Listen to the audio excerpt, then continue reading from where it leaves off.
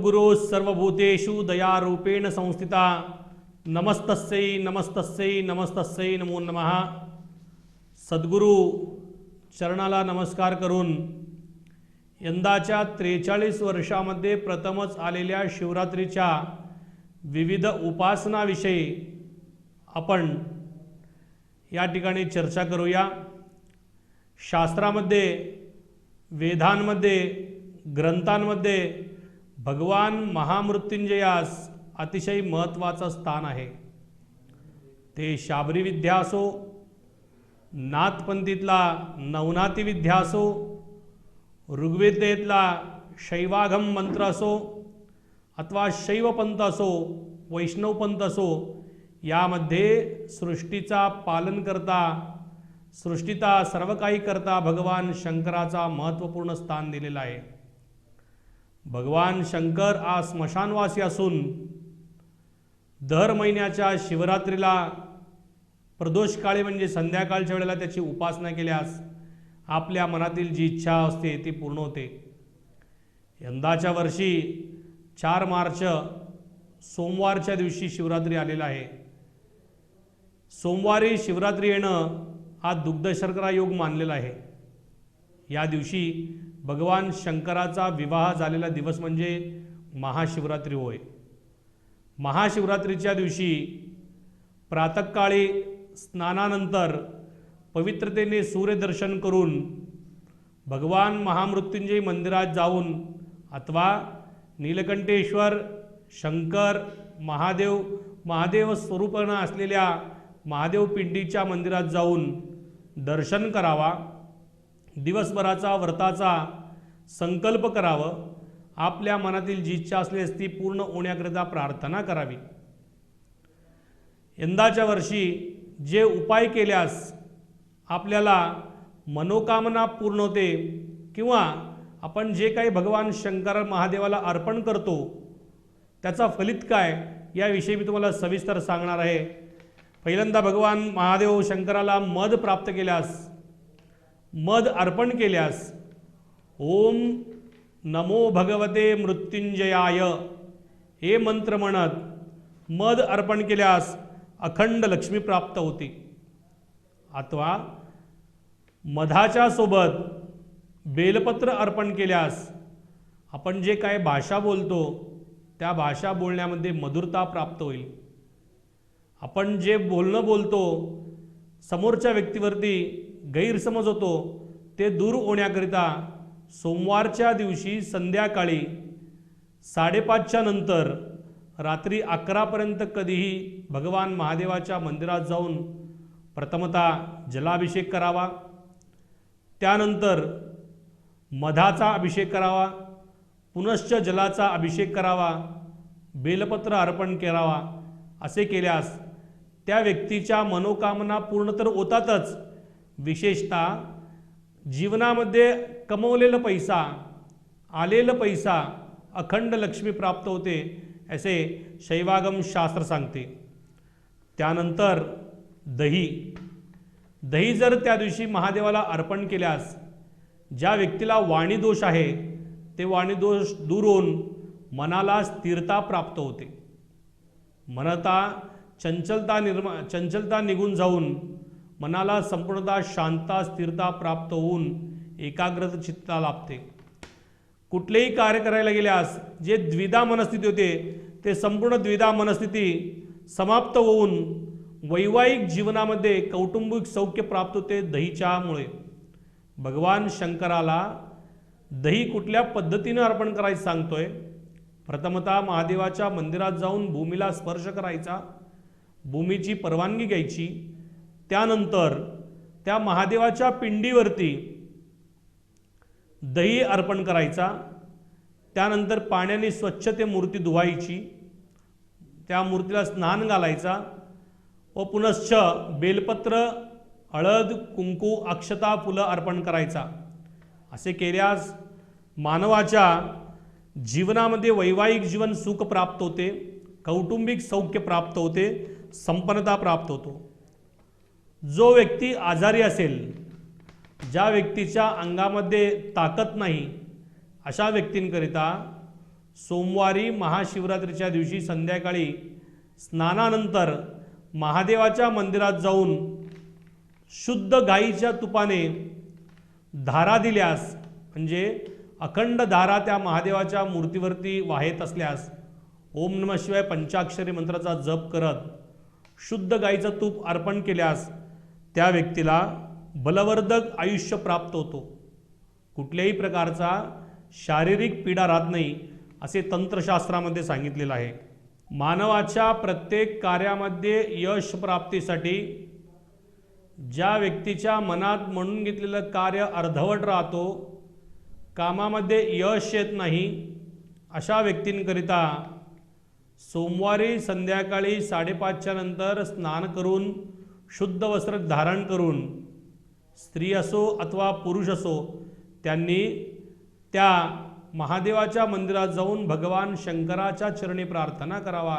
ए भोलेनाथा महादेवा, मी शुद्ध गाईचा तूप तुला अर्पण करीत आहे, तुपाचा दीपक अर्पण करीत आहे, ते स्वीकारून माझ्या मनातील कार्य पूर्ण होऊ दे म्हणून प्रार्थना करायचं आहे. त्या ठिकाणी बसून ओम नमः शिवाय, शिवाय नमः ओम हे अनुलोम विलोम मंत्राचा जप करायचा आहे. ओम नमः शिवाय, शिवाय नमः ओम या मंत्राचा 108 वेळा जप करून शुद्ध गाईचं तूप, गाईचं तुपाचं दिवा अर्पण केल्यास आपल्या मनातील इच्छा पूर्ण होते असे शास्त्र सांगते. त्यानंतर माणसाच्या जीवनामध्ये अनंत अडचणी येत असतात, जीवन संघर्षमय कठीणता होत असते. अशा व्यक्तींनी एक मूठभर कढीसाखर महादेवाच्या पिंडीवरती अर्पण केल्यास त्या व्यक्तीच्या जीवनामध्ये सुख समृद्धी प्राप्त होते व धन प्राप्त होते असे शाबरी विद्येमध्ये सांगितलेलं आहे. भगवान शंकराच्या चरणी सोमवारी संध्याकाळी 5:30 ते 11:30 या दरम्यान एक मूठभर कढीसाखर महादेवाच्या पिंडीवरती अर्पण करून ओम नमो भगवते महामृत्युंजयाय, ओम नमो भगवते महामृत्युंजयाय हे मंत्र जप केल्यास त्या व्यक्तीच्या जीवनातील संघर्षमयता कमी होऊन त्या व्यक्तीला अखंड धन प्राप्त होते असे शाबरी विद्येमध्ये सांगितलेलं आहे. त्यानंतर अत्तर, केवड्याचा अत्तर सोडून कुठलेही अत्तर भगवान महादेवाला वाहिल्यास त्या व्यक्तीच्या जीवनामध्ये त्या व्यक्तीच्या विषयी जे काही गैरसमज आहे ते सर्व गैरसमज दूर होतो व त्या व्यक्तीच्या जीवनामध्ये पवित्र विचार निर्माण होतात. आता शैवागम नावाच्या ग्रंथामध्ये लिहिलेलं आहे. शैव आगम नावाच्या ग्रंथामध्ये दुसरा एक उल्लेख आहे, अत्तर अर्पण केल्यास त्या माणसाला पवित्र विचार तर येतातच, ज्यांचं विवाह झालेलं नाही, वैवाहिक जीवनामध्ये अडथळे येत असतात अथवा विवाह होण्यास विलंब होतो, अशा स्त्रियांनी, अशा पुरुषांनी, कुमार कुमारिकांनी सोमवारी सायंकाळी स्नानानंतर महादेवाच्या मंदिरास, महादेवाच्या मूर्तीस, महादेवाच्या पिंडीस भगवान रामाचे नाव घेऊन अत्तर लेपन केल्यास त्यांची वैवाहिक जीवन सुख समृद्धी प्राप्त होते. तिसरं, ज्या व्यक्तीच्या जीवनात नोकरी, रोजगार, व्यवसाय धंदा नाही अशा व्यक्तींनी ओंजळवर फुलं घ्यायचं आहे. ओंजळवर फुलं घेऊन महादेवाच्या पिंडीस पुष्प अलंकार केल्यास त्या व्यक्तीच्या जीवनात कधीही पैशाची, धनधान्याची कमतरता पडणार नाही असे शास्त्र सांगते. विशेषतः ज्यांना संतान प्राप्त नाही, संतान प्राप्तीसाठी सोमवारी सायंकाळी प्रदोषकाळी सूर्यास्ताच्या नंतर स्नान करून पांढरे वस्त्र धारण करावा. सौभाग्यवतींनी कुंकू लावून घेऊन सौभाग्य द्रव्य स्वीकारून अखंड अलंकार अलंकृत होऊन महादेवाच्या मंदिरात जावं. त्या महादेवाची पंचोपचार पूजा करावी. हळद, कुंकू, अक्षता, फूल, धूप, दीप, नैवेद्य अर्पण करावा व ओम नमः शिवाय मंत्राचा 108 वेळा जप करत उसाचा रसाने अभिषेक करावा। उसाचा रसाचा अभिषेक केल्यानंतर पुन्हा शुद्ध गंगाजलाने अभिषेक करावी।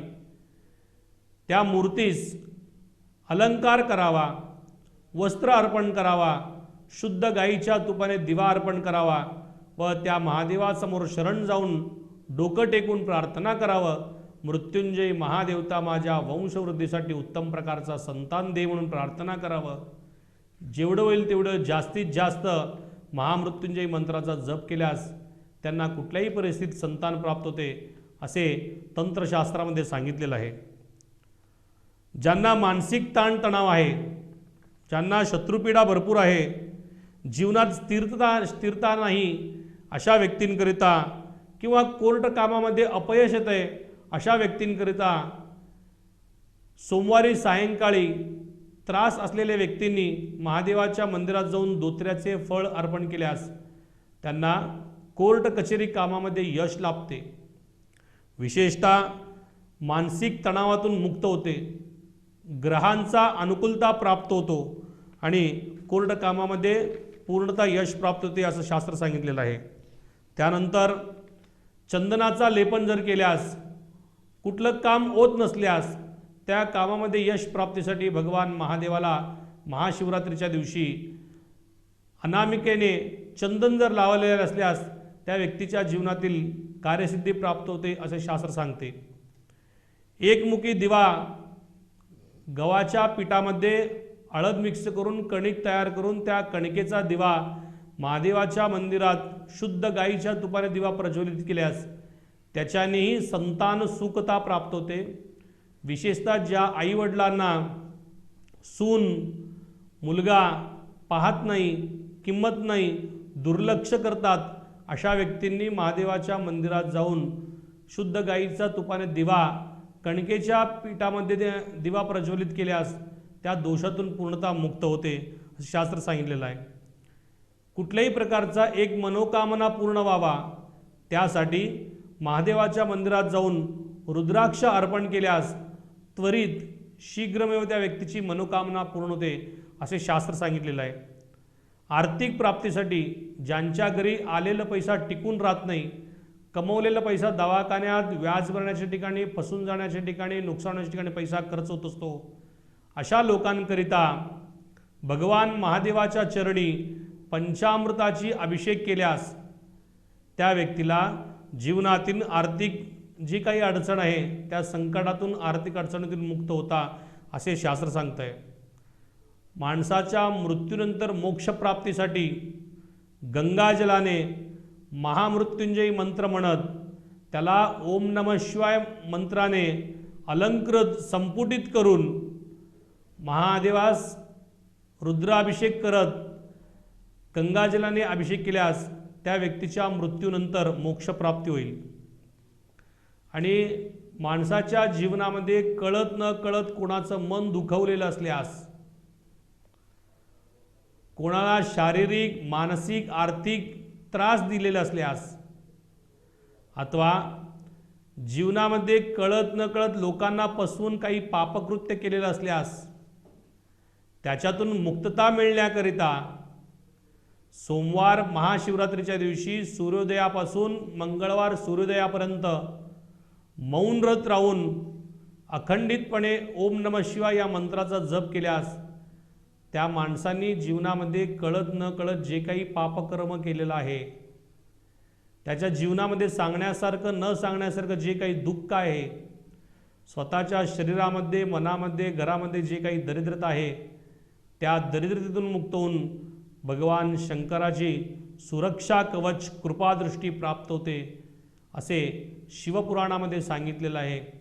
ज्या व्यक्तीला कुठल्या प्रकारचं कार्य करण्यास जमत असेल तर त्याने तो त्या दिवशी न विसरता करावा अशी मी आपणास विनंती करतो। भगवान भोलेनाथाची सदा सर्वदा आपल्यावरती कृपादृष्टी प्राप्त व्हावं हीच भगवान मृत्युंजय महादेवाच्या चरणी प्रार्थना। नमः पार्वतीपते शिव हर हर महादेव शंभो।